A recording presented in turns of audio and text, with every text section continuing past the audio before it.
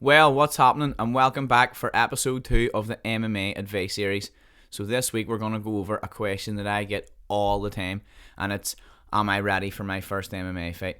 When can I fight my first MMA fight? Am I going to be able to get a fight on that show or this show, etc. So basically we're going to go over today, are you ready for your first MMA fight, and how to go about getting it. We're going to go over all the little hidden stresses that you might not see when it comes to the preparation and around the fight itself as well. It's understandable why people would have these questions and why people would have these desires. Maybe they've been doing better in training, or they've been training for a little bit of a long time and they feel like they want to really test themselves and go for that fight. Maybe they're having more success in sparring, even against guys who have had maybe fights before as well, and that's giving them the confidence to think, maybe I could do that as well. But there's a big difference between thinking you can do it and actually being fight ready. Nowadays, the path in the MMA competition is way easier, safer, and less scary than what it used to be. Between kids' MMA shows, no headshot MMA, club show MMA, and then into competitions like the IMAFs, and then progressing on to like big show amateur. And what I mean by big show amateur is the big occasion where you're selling tickets, people are coming to watch, it goes on to an official record, and it's much more of an occasion and much more of an event. And to be honest, that's the attraction for a lot of people, is that occasion and that event. People coming to watch and all those things that come with it. But unfortunately, the reality is it may not be as dreamy as you may think. When I first started, it was big show MMA straight away, and there was a lot less rules and regulations behind it, which means it was a lot less safe as well. Although now the safety has increased, the big shows are a lot bigger. There's more people at them, there's more exposure, there's more social media, and along with those extra safety measures then becomes more costs when you're paying for things as well, which we'll get into in a minute. So there's a massive difference between fighting on a club show or on a no headshot show or a K1 show compared to fighting on a full-blown MMA show, where there's going to be much more goes into it, and that's what we're going to dive into now. The romantic ideal of winning in front of your friends and family can be quickly shattered inside the cage or during the tough preparation as well. MMA is the ultimate reality checker for this idea, and the idea that you're just going to go in and win a scrap in front of your mates and we're all going to have a great night out. It unfortunately is not that easy. Like I said in my previous video, fighting in MMA is one of the toughest things that a human can possibly do. The thing is, with fighting on these big shows, it just increases the stakes and increases the risk even more so. We'll just dive in here to some of the stresses that can come with an MMA fight. First one we'll look at then is financial. So with the financial burdens of an MMA fight, unfortunately, can be quite high. So you've got all the costs of your blood tests, your medicals, eyes, and all those pre-fight medicals. And depending on where you're fighting, that can include a brain scan as well, which can be quite expensive. Add on top of that, you're going to have to start eating better, so the more higher quality nutrition, unfortunately, costs a little bit more as well. On top of that, any extra coaching, and then if you're looking at like competitions such as the IMAFs, you're going to have to look at travel, and you're going to have to look at entry fees as well. Then the pleasure of training is completely replaced with the pressure of training. The I want to go to training becomes I need to go to training. All those little parts of your game that need to get strengthened up and that you know are weak areas of your game then become anxieties that may be exposed on fight night. You can't skip the cardio sessions, you can't skip the extra sessions, all those extra rounds, or that hard round that you just don't normally do, or that one person in the gym you know is a really tough round. They're the rounds that you can't skip, and they're the rounds that you're going to have to make sure you're getting in. Then all the mental pressures that come with fighting. Am I good enough? Am I going to be able to make weight? What happens if I get knocked out in the first round in front of my family and friends? What are people going to think about me if I lose? These are all the stresses that you'll think of when it comes to a fight, and many more. Everyone's different, and everyone puts each wee individual pressure and stress on themselves, and it really takes away from the performance, and it's all fluff. They're thinking about things like walkouts, they're thinking about things like social media posts, and to be honest, it's all nonsense.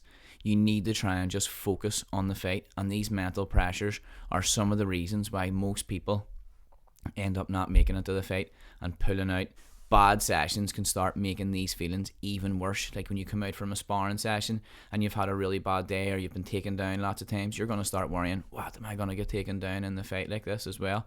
And it can start to turn into the last thing you think of before you go to sleep, and the first thing you'll think of whenever you wake up. Then you've got all the commitments that come with the fight as well. Ticket sales, maybe some social media things, and then a whole beast in itself, making weight. The reason why I like these entry level competitions is it gives people a chance to feel some of these pressures and to feel what it's like to be in an actual fight as well, in a competition environment. It's so much different going against someone in a competition environment versus in the gym, and so many people miss out on this, and whenever they get into the fight, they're taken back by the intensity. As well as that, these competitions give you a chance to feel the nerves as well. So many people get right up to fight night and then are swallowed up in the changing room and in the pre-fight by the nerves, and end up going out and having a terrible performance because of it. These competitions are going to give you a chance to feel this in front of hundreds, if not thousands of people, because the more people there, the more these nerves are going to be multiplied. So starting off at these entry level shows gives you a great chance and builds up great experience. You don't need to be as high a level to go into them, and they don't need the same level of commitment. It can be very, very difficult for people to return to training after they've put so much into the preparation and are then swallowed up by the nerves, maybe have a bad fight and end up losing, and they think all that was for nothing, whenever they just maybe weren't ready for that level of competition. Any kids, teens, adults that I've seen going through this type of development plan for competition, when they're then released onto the big show MMA, they're so much more ready. They're so much better at controlling their nerves, and they've built up a vital experience, and they've built up how to deal with when someone walks in and goes, "You're up in 5 minutes." So we'll just have a quick look at a tale of a tape here that I would normally do on my breakdown shows, but this time we'll have a look at what it would be like for two opposing debut fighters fighting after 1 year's training with a little bit different experience. So we've got two guys here who are both debut, both training 1 year. Only in that 1 year, the guy in the red corner has been doing 2 BJJ comps and had 2 club show MMA fights, whereas the other guy sells a load of tickets and loves social media. The focus of the guy in the red corner is that he loves training in competition, whereas the focus of the other guy is the walkout and getting his posts up and how the big occasion's going to go. And I see this time and time again, that so many people focus on the occasion and not on the fight. And I tell the kids who I train, and any of the amateurs who I train as well at the start, focus on getting good and not looking good. The biggest question is, are you doing the work? A quote that's thrown around in our gym all the time: we don't rise to the level of our expectations, we fall to the level of our training. And this couldn't be more true for a debut guy right through to a seasoned professional. But many people underestimate the workload. Many people move from other sports as well and underestimate the workload that is truly required to be prepared properly for an MMA fight. I just want to show you a quick example of a timetable for a fighter that's preparing for a fight and is able to train full time, and then I'll show you another example of a timetable for someone who's working as well. So you see in the timetable here, this is for the person who's training full time. They're getting in a tremendous amount of sessions. The ones in red are the most difficult, amber are slightly less difficult, and green would be considered easy. So even though there is only 3 red sessions, those amber ones are going to be quite difficult, and the green ones for a professional fighter are maybe easy, but for the average Joe they might be a little bit more difficult. So you look there, they're getting on average to about 11 sessions to 12 sessions a week. This is only taking into account that some of them might be doing more as well. Now we'll just have a quick look at the person who's working as well as trying to train and preparing for a fight. So they may not have the time to train in the morning because they're working, but they're hitting that hard grappling session that night. Some people might be able to get some sessions in before they go into their actual job.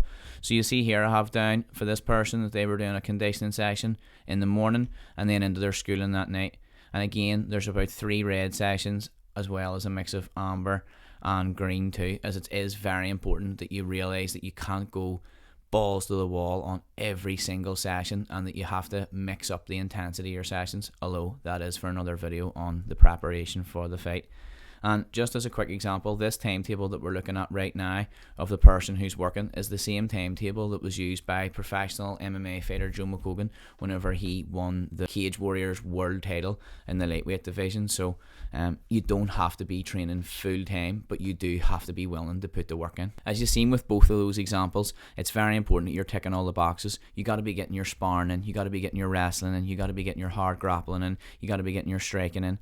You got to tick all the boxes, as well as looking after your nutrition and your recovery. Another question is, how consistently have you been doing this for? I've had people asking me to fight and saying, I have been doing this, yeah, for maybe a month.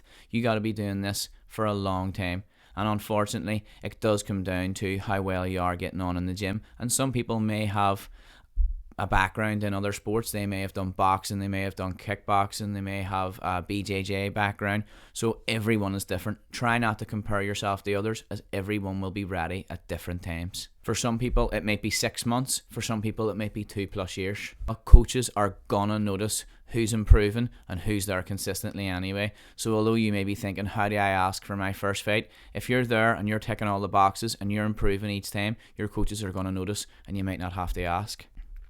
There are other ways to test out your skills in a competition environment, and I've mentioned some of them before.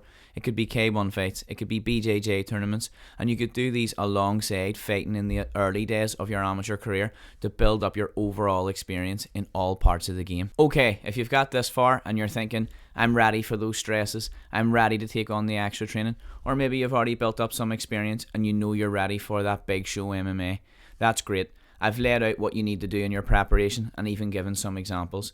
I am going to be doing videos in the future on how to properly prepare and on the dreaded weight cuts as well. My main advice, if you are going to go for it, is to focus on what you can control. You can control showing up to training. You can control making sure you get the hard rounds in. You can control making sure that you don't skip the cardio sessions. You can control what you eat. What you can't control is what people are going to think of you. You can't control the crowd. You can't control the walkout. You can't control what's going to happen in the fight. You can only do your best to prepare. And the more you focus on preparation, and like I said, focus on getting good and not looking good, then you will do better when it comes to it, and you will be more confident when it comes to the fight. And I'm just going to let you hear a little clip here from Chael Sonnen, like he says, when it comes to focusing on actions and not emotions. What emotion is going to help you? This is what helps you.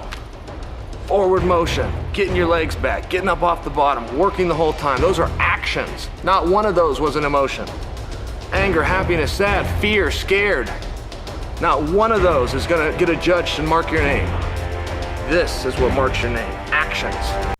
That's it for another episode of the MMA Advice Series. I really hope you enjoyed today's episode and that it has been helpful. If you are preparing for your first MMA fight, let me know in the comments any of the stresses and anxieties that you have felt coming up to the fight. And if you've already had that fight, let us know in the comments how you've dealt with those as well.